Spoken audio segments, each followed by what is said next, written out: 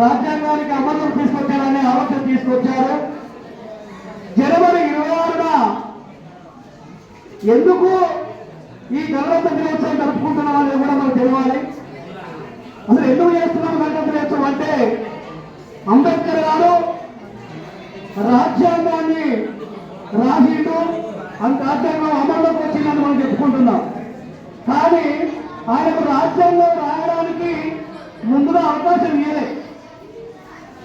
రాజ్యాంగం రాయడానికి ముందుగా అవకాశం ఇవ్వకుండా ఒక డ్రాఫ్టింగ్ కమిటీ ఏర్పాటు చేసి, డ్రాఫ్టింగ్ కమిటీలో 12 మంది సభ్యులను ఏర్పాటు చేసి, ఆ 12 మందిలో ఒక్కరిగా అంబేద్కర్ గారిని వారు ఎన్నుకోవడం జరిగింది.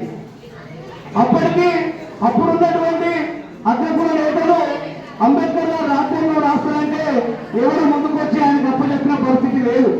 కానీ అప్పుడున్న పరిస్థితిలో వారు ఏర్పాటు చేసుకున్నటువంటి ఆ 12 మందిలో ఎవరు కూడా రాజ్యాంగం రాయడానికి సాహసించలేదు. వారికి ఆ రాజ్యాంగం ఏ విధంగా రాయడం కూడా తెలియదు. ఆ పరిస్థితిలో ఒకరు జ్వరం వచ్చిందని ఇంట్లో పడుకున్నారు, ఒకరు వేరే దేశానికి వెళ్ళాలని ఇంట్లో పడుకున్నారు. కానీ తన ఒక్కరే భుజాల మీద వేసుకొని భారత రాజ్యాంగము స్వాతంత్రం వచ్చింది, కానీ ఈ స్వాతంత్రం వచ్చినాక ఈ పరిపాలన ఏ విధంగా జరగాలి, ఈ పరిపాలన జరగకపోతే ఎవరు ఏ పని చేస్తారని చెప్పి తెలియని పరిస్థితిలో ఉన్నాం. కాబట్టి అప్పుడు తన భుజాలను వేసుకొని భారతదేశంలో ఉన్నటువంటి పరిస్థితులన్నింటినీ తెలుసుకొని అప్పుడు అన్ని దేశాల రాజ్యాంగాన్ని స్వీకరించి భారతదేశాన్ని ప్రపంచంలోనే పెద్ద లిఖిత రాజ్యాంగంగా రాసి అమలు తీసుకొచ్చిన మహానుభావుడు డాక్టర్ బాబాసాహెబ్ అంబేద్కర్ అని తెలియజేస్తా ఉన్నాం. ఎందుకంటే బాబాసాహెబ్ అంబేద్కర్ ఒక కులానికో, ఒక మతానికో, ప్రాంతానికో కాదు. బాబాసాహెబ్ అంబేద్కర్ అంటే అందరికీ సంబంధించిన వ్యక్తి. ఈరోజు ఇక్కడ ఈ సర్పంచ్ గారు కానీ, వార్డు మెంబర్గా కానీ, ఈ గ్రామ పంచాయతీ గ్రామ పరిపాలన ఉందంటే దానికి కారణమైన వ్యక్తి డాక్టర్ బాబాసాహెబ్ అంబేద్కర్.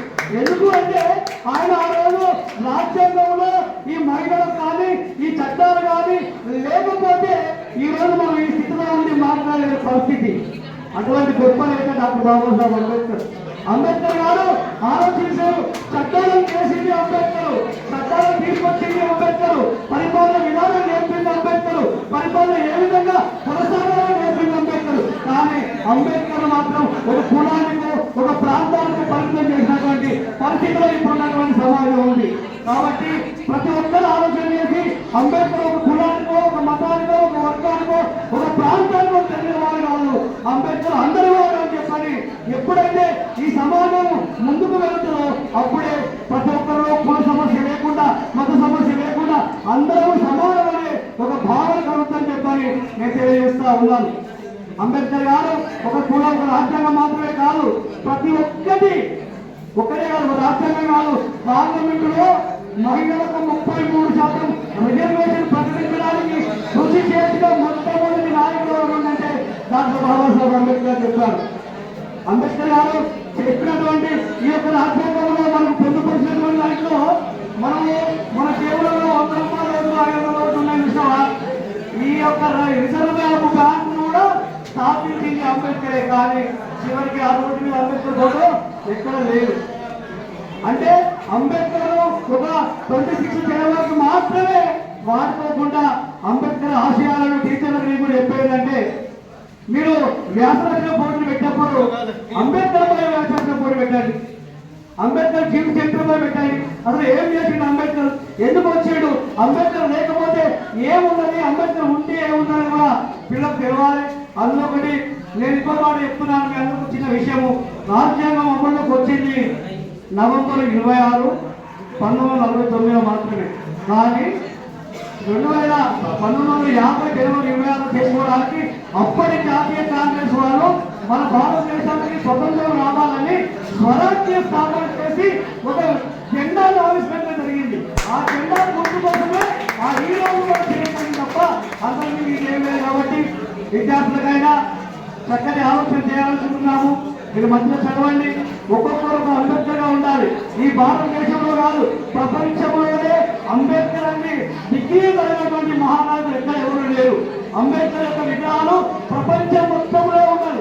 ఈ మధ్యకాలంలో లండన్ లో, అమెరికాలో చెప్పినటువంటి ఏంటంటే అంబేద్కర్ మా దేశానికే శివు అని చెప్పని వారి యొక్క కరెన్సీ పై కూడా అంబేద్కర్ గారి యొక్క ముద్రలు చిత్రపటాలు వేసుకొని వారికి గౌరవిస్తుంటే మన దేశ మిత్రులకు అంబేద్కర్ కులానికో ఒక మతానికో ఒక ప్రాంతానికో తప్ప అంబేద్కర్ శక్తిగా ఉందని చెప్పని ఇప్పటికీ భారత ప్రభుత్వం చెప్పలేని పరిస్థితి. ఒక మాట చెప్పి ముగిస్తా ఉన్నాను. అంబేద్కర్ గారు రాష్ట్ర రాజ్యాంగం ఎక్కడ పనిచేసింది ఒకరిగా నేను చెప్తా. శ్రీమతి ఇందిరాగాంధీ గారు ప్రధానమంత్రి అయినప్పుడు ఇందిరాగాంధీ గారు మొదట ప్రధానమంత్రి కాకముందుకు ఒక ఆలయంలోకి వెళ్తే ఆ ఆలయంలోకి ఇందిరాగాంధీ రానివ్వలేదు. ఎందుకు రానివ్వలేదంటే ఆమె భర్త చనిపోయి ఉన్నాడు, ఆమె విధవరాలని చెప్పి రానివ్వకుండా ఆపేసింది. కానీ డాక్టర్ బాబాసాహెబ్ అంబేద్కర్ రాసిన రాజ్యాంగం ద్వారా ఆమె ప్రధానమంత్రి అయ్యి ఆ ప్రధానమంత్రి హోదాలో ఆ ఆలయానికి పోయి అర్చకులు సస్పెండ్ చేసినటువంటి మహాఘనత అంబేద్కర్ తీసుకెళ్తారు. అప్పుడు ఆమె డైరెక్ట్ పార్లమెంట్ పోయి చెప్పింది ఏంటంటే, ఈ దేశంలో నాకు ఆలయంలో పోవడానికి స్వేచ్ఛ ఇచ్చిన మహానాయకుడు అంబేద్కర్ కాబట్టి అంబేద్కర్ యొక్క చిత్రపటాన్ని పార్లమెంట్ లో పెడతానని ఆ రోజే పార్లమెంట్ లో ప్రవేశించబెట్టేది పరిస్థితి ఆనాటి ఇందిరాగాంధీ గారు చేసేది. కాబట్టి పిల్లలకు నా మనవి ఏంటంటే, సూచన ఏంటంటే, మీరు మంచిగా చదువుకోవాలి, టీచర్ చెప్పినట్టు వినాలి. ఉపాధ్యాయ వృత్తి అనేది చాలా ఇంపార్టెంట్.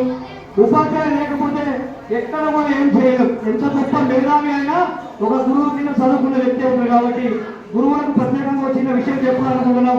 గురువులకు నేను ఎప్పుడు చెప్పానంటే, మీరు కొన్ని పిల్లలకు చాలా చొచ్చుకొని పోయే పనులు కొన్ని చేయలేకపోతున్నారు. ఎందుకోమని మేమంతా ఏమున్నా మాకు తెలియదు. కానీ మీకు ఇంతకుముందు ఉన్న ఇనిషియేటివ్ లేదు.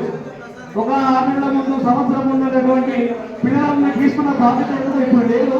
పిల్లల్ని పెంచాలని మాకున్నది, కానీ పిల్లలు ఏం జరుగుతుందో కూడా తెలుసుకో